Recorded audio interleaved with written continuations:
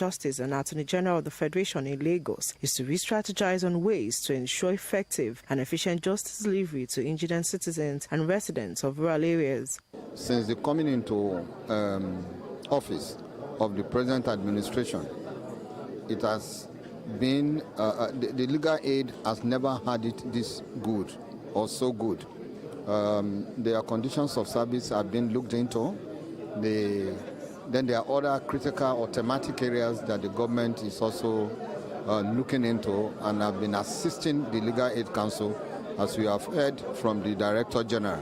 Always been our desire as a council to have presence in virtually the 774 local governments of the country.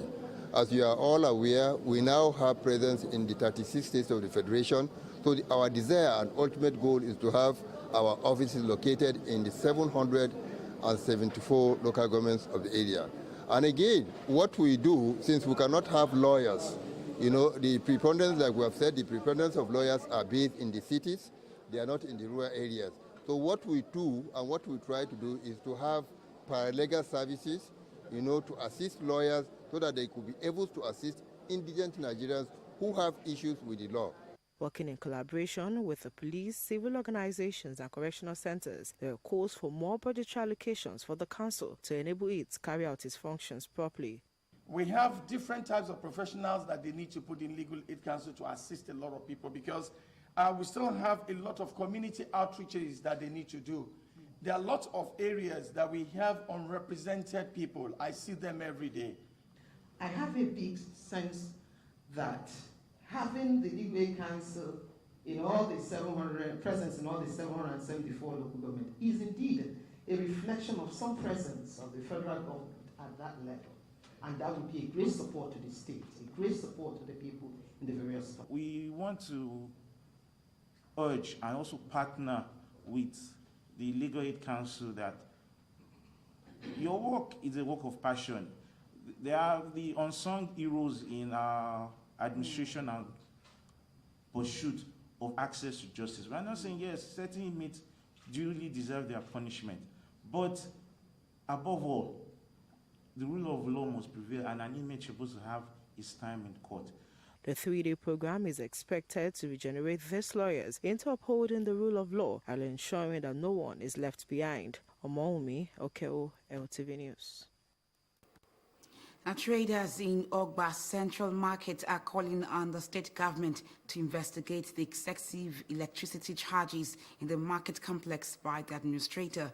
They expressed their grievances during the peaceful protest in the market. We have details in Jamiu Shonubi's report.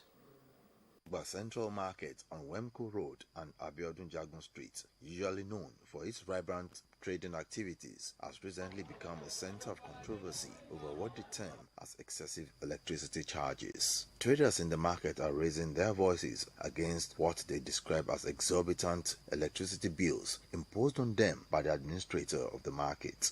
According to the traders, the electricity charges are significantly higher than what is being consumed, hence putting a financial strain on their businesses. Everybody, we are using prepaid meter here, and they are now telling us that we are owing 4 million, which we don't know anything about that 4 million naira.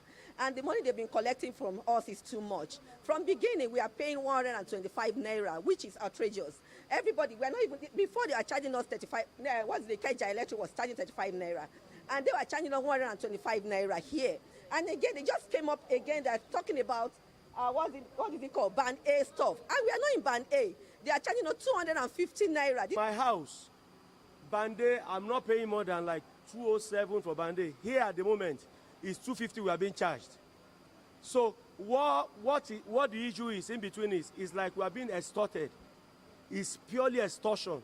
And we all know how the country is. The country is tensed already. And for us not to have issues, we don't want any wrong protest or anywhere. The traders are calling on the Lagos State government to look into the matter, hoping that a thorough investigation will bring about transparency and fairness in the billing process. We are calling on, number one, IKDC Ikeja electricity supply to come and look at how we are paying more than what others are paying. Eliza, RPDC collects money from us, while Eliza gives us token. We don't want any one of them to be involved in the payment. We don't want RPVC, we don't want Eliza. So I feel for our directly. If we have to face NEPA ourselves, we'll buy normal, like every other people buy. I do have NEPA in my house, and I buy lights. So we should do the same here. There shouldn't be any intermediary. That's extortion. The government should get involved, and IKEDC also. I heard that the electricity has been disconnected, which is not right. Our crew was in the administrator's office to seek their side of the story, but no one was willing to speak on the issue. As the traders in Ogba Central Market await the state government's response and intervention, the call for an investigation into the overcharging of electricity bills highlights the need for accountability and fairness.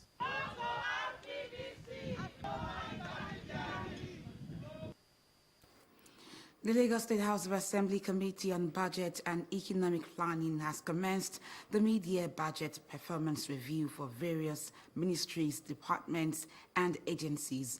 This review evaluates their performance and adherence to the 2024 appropriation law. Olatudo Yusuf has the report. This exercise is to ensure property and prudence in public spending, while also ensuring that perceived loopholes are promptly plugged. The Chairman, House Committee on Budget and Economic Planning, Honorable Lukman Olumo, says it is imperative to look at the budget estimate and its performance for the half year of 2024. This is also to ensure that the budget performed holistically and that all MDAs are adequately funded and are performed appreciatively. What we do is we try to check what they have done with the money that has been, budgeted for them. And so far, so good. It's been a fantastic exercise, and Lagos is moving forward. The MDAs were asked different questions in accordance to the provision of the 2024 budget. We have our approvals for the boat regatta, which would come up in the month of September or October. It was supposed to come up on the 16th of June, but 16th of June actually fell on Ileya Day. We have the Yoruba Heritage Week also stated for the end of September, which we're also working on, and we've met with the House Committee on Tourism, Arts and Culture, so we're in that process as well. The Eyo Festival, I was still in conversation with the governor yesterday. Once we get the approval of the ELECO, we would go ahead. The cost of things have equally gone up, and there have been a review in the cost of repairs to ensure that we are able to carry out all these activities as at when.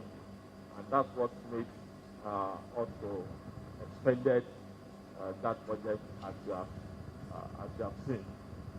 The exercise is also to understand how the MDAs are doing in terms of the revenue generated, as well as their level of compliance with their capital and recurrent expenditure, while also giving direction on the next budgets. Evaluating the performance is always the basis for the planning for what will come up in the following year's budget.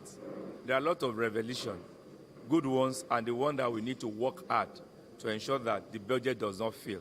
You are aware that this budget, when it was signed, dollar was about 750.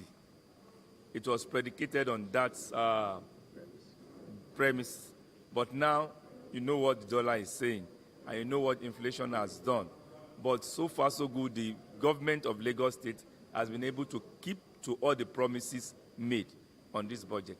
Tagged Budget of Renewal, the 2.27 trillion appropriation law, so far, according to the committee, had performed well till date. Olatudo Yusuf, LTV News. For more news, connect with Lagos Television on these social media platforms.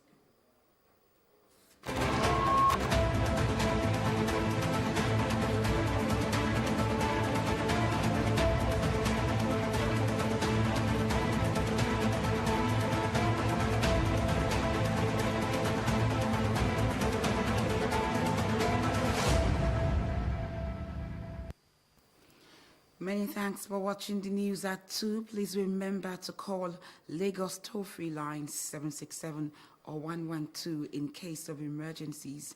I am Bukola Taylor Cole.